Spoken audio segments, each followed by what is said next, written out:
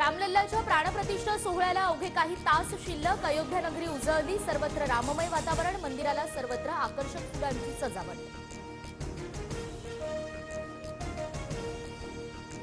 अयोध्येतील सोहळ्याला काही तास शिल्लक असताना शहराच्या सर्व सीमा सील. निमंत्रितांव्यतिरिक्त बाहेरील व्यक्तींना अयोध्येत प्रवेश बंदी.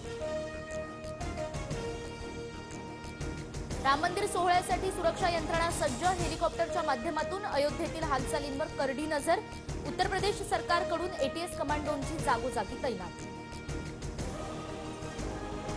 राम मंदिर सोहळ्यासाठी अनेक सेलिब्रिटी अयोध्येत. अभिनेता रजनीकांतसह कंगना रणावत आणि रणदीप हुड्डा उद्या होणाऱ्या प्राणप्रतिष्ठा सोहळ्याला उपस्थित राहणार.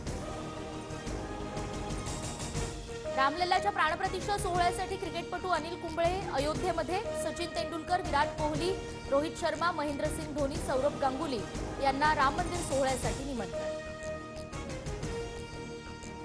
राम मंदिर प्राणप्रतिष्ठा सोहळ्याला येणाऱ्या पाहुण्यांसाठी खास प्रसाद. मंदिर संस्थांकडून 15,000 प्रसादाची पाकिटं तयार. ड्रायफ्रुट्स लाडू, गुळाची रेवडी, रामदाणे चिक्की, अक्षता आणि रोली यांचा समावेश. आनंदोत्सव साजरा करा. उद्या सगळ्या शासकीय कार्यालयावर विद्युत रोषणाई करा. उपमुख्यमंत्री अजित पवारांचे आदेश. कार सेवेला जातानाचा फोटो. देवेंद्र फडणवीसांकडून ट्विट. कार सेवेसाठी नागपूर स्टेशनवरून अयोध्येला रवाना होत असल्याचा उल्लेख. जुनी आठवण म्हणून फडणवीसांकडून फोटो शेअर. तुमच्याकडे स्टेशनवरचा, मात्र आमच्याकडे प्रत्यक्ष बाबरी पाडतानाचे फोटो. देवेंद्र फडणवीसांच्या ट्विटनंतर संजय राऊतांचा निशाणा. मूर्ख लोकांना उत्तर देत नाही. संजय राऊतांच्या टीकेनंतर उपमुख्यमंत्री देवेंद्र फडणवीसांचा पलटवार. उद्धव ठाकरे आणि संजय राऊत असा फोटो दाखवावा. नितेश राणेंचं आव्हान. नागपूर स्टेशनवर फडणवीस फिरायला गेले असावेत. संजय राऊतांचं प्रत्युत्तर. राम मंदिराच्या सोहळ्याच्या पार्श्वभूमीवर परळीमध्ये भव्य शोभायात्रा. रामलल्लाच्या शोभायात्रेत मुंडे बहिण भाऊ एकत्र. 13 वर्षांनंतर धनंजय मुंडे आणि पंकजा मुंडेंच्या घरी. मुख्यमंत्री, दोन्ही उपमुख्यमंत्री अयोध्येत जाणार नाहीत. उद्या एकटं जाण्यापेक्षा 22 जानेवारी नंतर सर्व मंत्रिमंडळासोबत रामलल्लाचं दर्शन घेणार. मुख्यमंत्री शिंदेंची प्रतिक्रिया. उद्धव ठाकरेंना राम मंदिर सोहळ्याचं निमंत्रण, पण ठाकरे नियोजित दौऱ्यानुसार उद्या नाशिकच्या काळाराम मंदिरात दर्शनाला जाणार. संजय राऊतांकडून काळाराम मंदिर परिसराचा आढावा.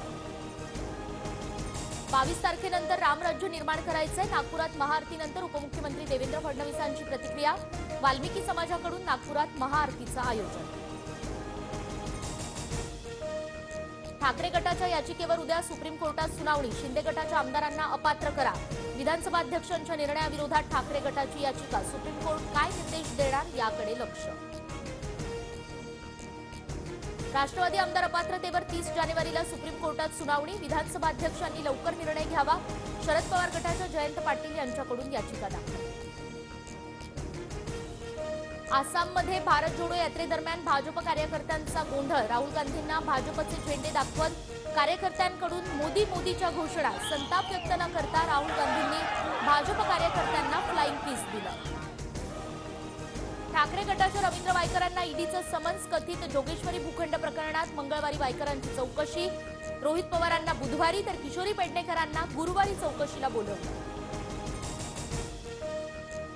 जनाई शिरसाई योजनेवरून श्रेयवादाची लढाई. जनाई शिरसाई योजना माझ्या सहीमुळेच, शरद पवारांचा दावा. तर फाईलवर कुणाची सही हे दाखवतो, अजित पवारांचं प्रत्युत्तर.